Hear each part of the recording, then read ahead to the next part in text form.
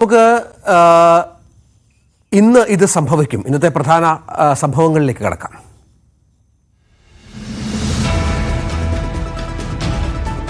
അനധികൃത കുടിയേറ്റക്കാരുമായുള്ള അമേരിക്കയിൽ നിന്ന് ഉള്ള മൂന്നാം വിമാനം ഇന്നെത്തും. 157 പേരുമായി അമൃത്സറിലാണ് വിമാനം ഇറങ്ങുക. ഇന്നലെ 119 പേരുമായി അമൃത്സർ രണ്ടാമത്തെ വിമാനം ഇറങ്ങിയിരുന്നു. 3 വിമാനങ്ങൾ കൂടി ഈ ആഴ്ച എത്തുമെന്നാണ് സൂചന.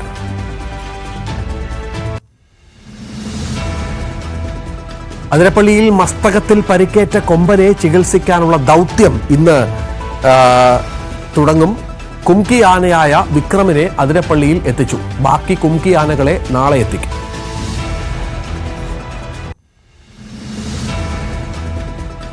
സെക്രട്ടേറിയറ്റ് പടിക്കൽ ആശാ വർക്കർമാർ നടത്തുന്ന രാപ്പകൽ സമരം ഇന്ന് 7ാം ദിവസത്തിൽ. കഴിഞ്ഞ ദിവസം ആശാ വർക്കർമാരുമായി ആരോഗ്യമന്ത്രി വീണ ജോർജ് നടത്തിയ ചർച്ച പരാജയപ്പെട്ടിരുന്നു.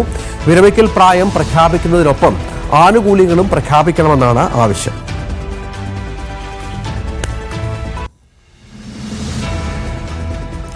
സംസ്ഥാനത്ത് ഇന്ന് ചൂടിൽ കാര്യമായ വർധനവുണ്ടാകുമെന്നാണ് മുന്നറിയിപ്പ്. പുറത്തിറങ്ങുമ്പോൾ കരുതലുണ്ടാകണം. ഒറ്റപ്പെട്ട ഇടങ്ങളിൽ സാധാരണയേക്കാൾ താപനില ഉയരാൻ സാധ്യതയുണ്ട്.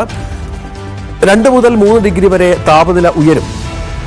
സ്വീകരിക്കേണ്ട മുന്നറിയിപ്പുകൾ സംബന്ധിച്ച് മാർഗനിർദ്ദേശങ്ങൾ പുറപ്പെടുവിച്ചിട്ടുണ്ട്.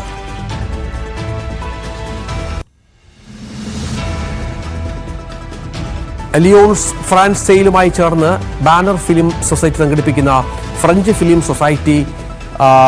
ഫിലിം ഫെസ്റ്റിവൽ ഇന്ന് വഴുതക്കാട് നടക്കും. രാവിലെ 9:30 അടൂർ ഗോപാലകൃഷ്ണൻ ഉദ്ഘാടനം ചെയ്യും.